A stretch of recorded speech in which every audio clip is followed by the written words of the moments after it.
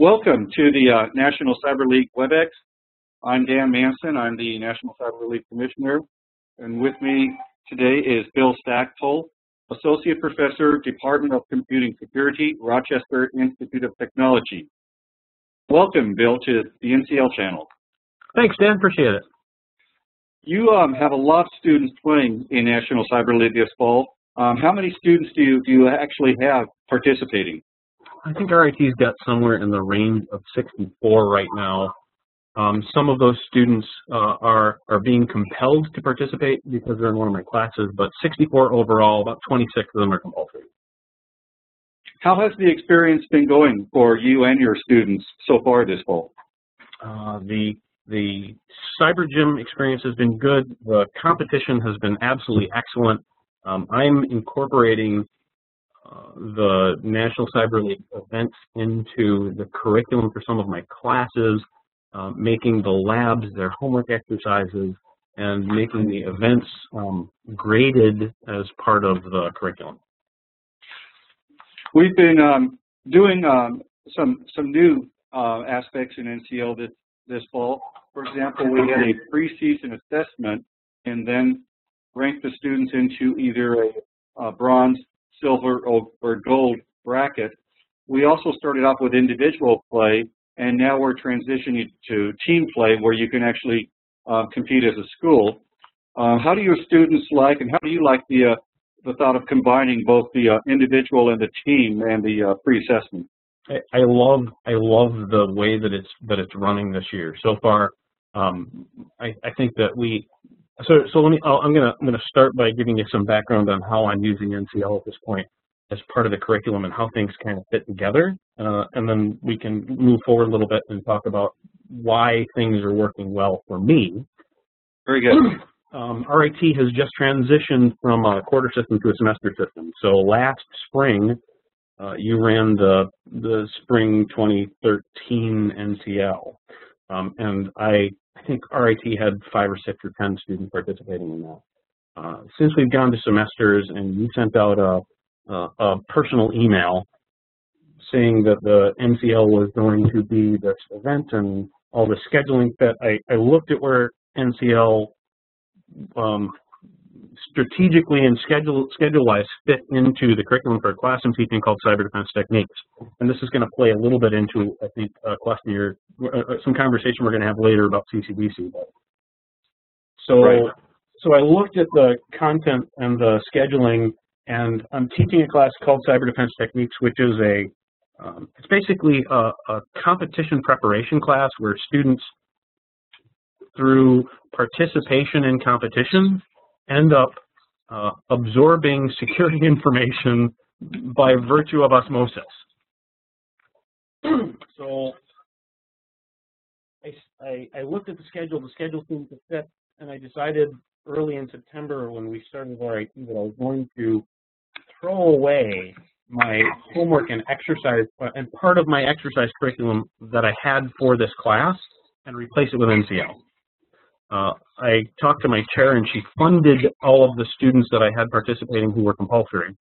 And what I told the students was, for each of the events that happens in the National Cyber League, there's this period of time where you get to do the labs in Cyber Gym Access. And initially, I was going to give them all of the labs to do because I thought that there were, I don't know, 19 of them or something, and I figured for 7 weeks I could give them 3 a week. So I would put them about 21 labs. And then either you or Casey O'Brien came back to me and said, oh no, there's really 39 or 40 labs that we're going to have students do. So, threw my hands in the air. Decided that I would have the students do the labs as homework exercises, and I gave them 14. They could do any 14 labs that they wanted. And then for the preseason event, I made the preseason event their graded midterm. And then if they participate in the preseason event and they did poorly on their, quote, graded midterm, then they would have an opportunity to bolster their grade by participating in the further events. Now, the question that you had was, how do I like the individual versus the team events? And frankly, I think that the individual events were excellent in terms of having the students, I don't want to say compelled, but giving the students an opportunity to kind of go off on their own and figure out the things that they know and the things that they don't, and then ask for help when they came across something that they didn't understand, where they didn't have a team member to lean on initially. I think that was very effective. The second part of that, the team-based events, everyone who's currently in my class is already organized into teams. So we've got 4 teams out of my class that are currently registered, and some of those teams are class members only, and others, the members of the team in the class have gone outside the classroom to try and recruit some of their peers to be involved. So the individual part has been excellent in terms of raising student capability. And the team part, since it's not starting until next weekend, I can't speak to how they're going to like it after it's done, but right now everybody's excited. You'll be receiving detailed statistics on player performance in the next few days. So this will tell you how your students performed overall, how your students performed in individual areas such as scanning and enumeration, wireless access exploitation.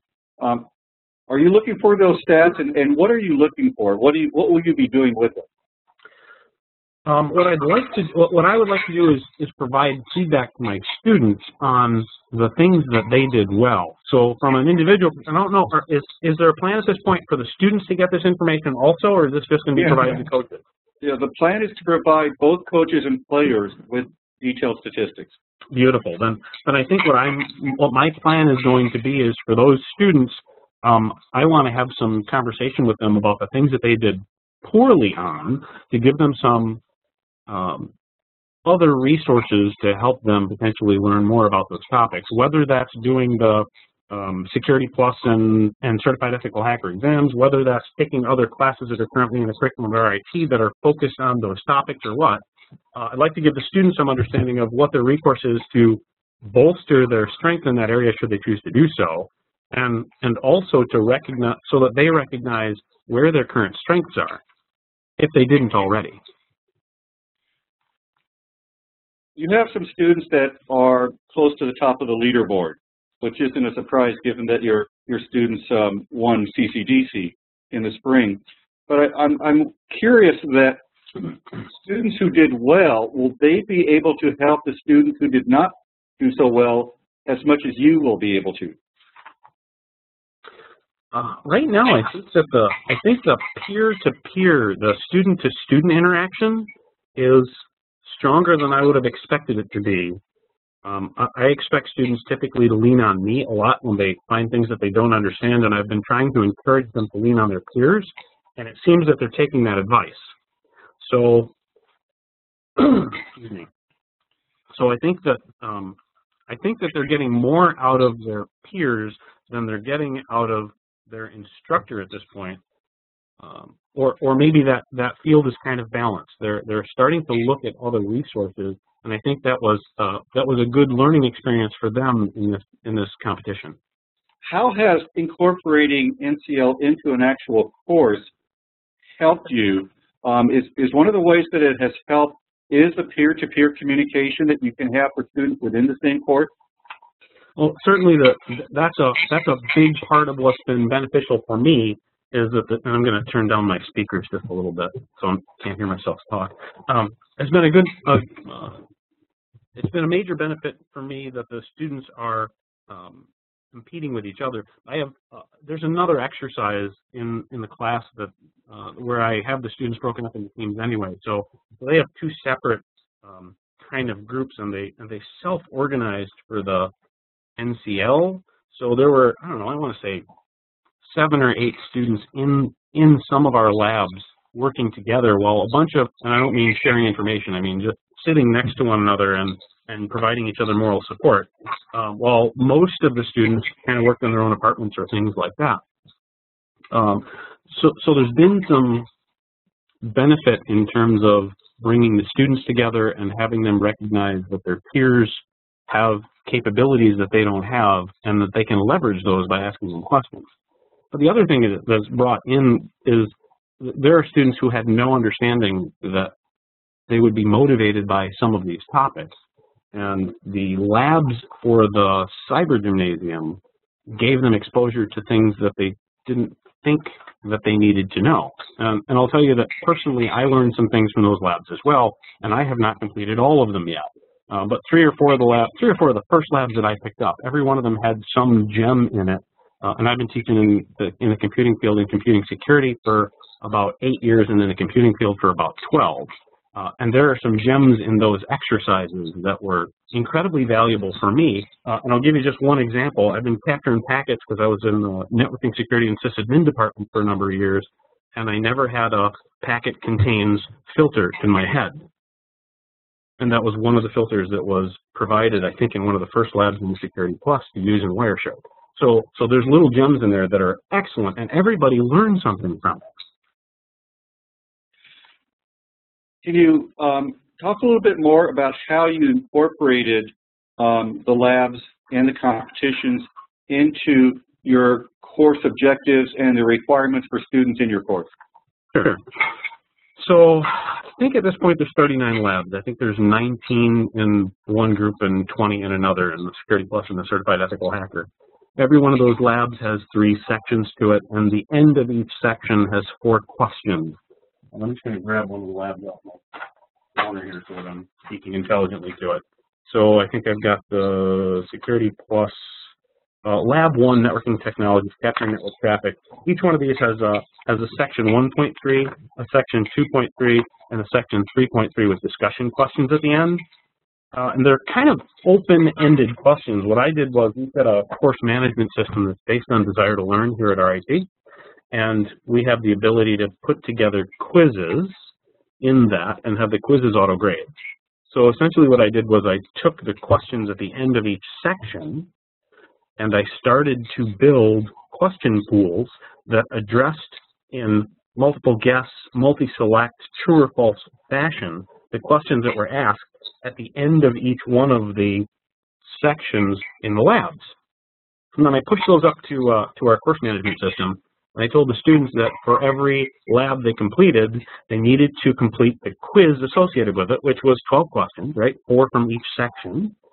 And that would count as one of the 14 homework assignments they would have to do in 7 weeks. That means they have to do 2 labs every week, or you can push them all off until the end, and they're actually not due. They don't have to have them done because we ran out of time until, I think, next weekend.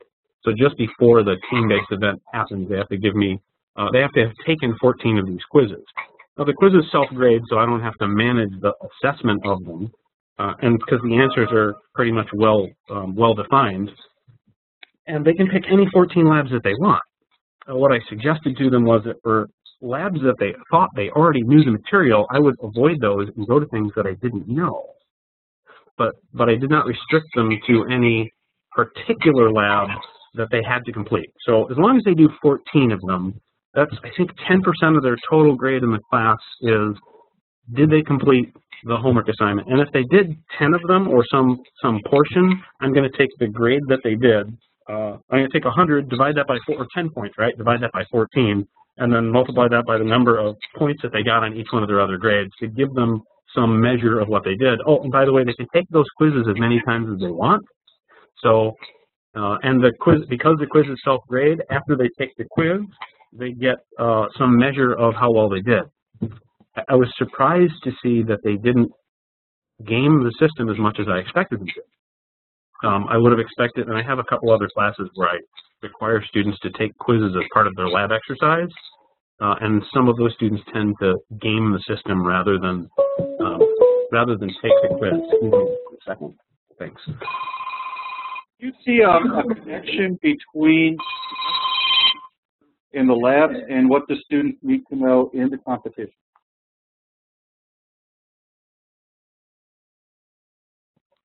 I think that I do. Yeah. For some of the feedback that I got from the students was that it seemed that part of the competition was very heavily weighted on password cracking, and there were some password cracking exercises in the labs that I looked at. In terms of packet capture and things like that, there's certainly packet capture exercises. Many of the exercises that I saw, I need to shut this off because it's talking to me, my apologies. Press, there we go. hopefully that'll keep things quiet for me for a while. Yes, I think the lab exercises did in fact provide reasonable feedback for the students and a reasonable preparation, so that when they came into the competition, they could perform the tasks. I think the students, to some degree, were confused by the fact that it was a capture the flag, and it took them some period of time to figure out where their targets were and how to navigate the stress-based environment and things like that. But yes, I think the lab provided a lot of good material, and frankly, some of that was ancillary to the competition. It added value to them that they don't quite recognize yet. I think that they don't recognize the value that some of these things have added for them. Bill, let's take a short break, but I want to talk with you after the break about some directions that we're looking at going in National Cyber League, and where you can see using this in the future, where you can see us going, and where you can see the synergy with other competitions that your students compete in and other courses. So we'll take a short break. All right, we'll do.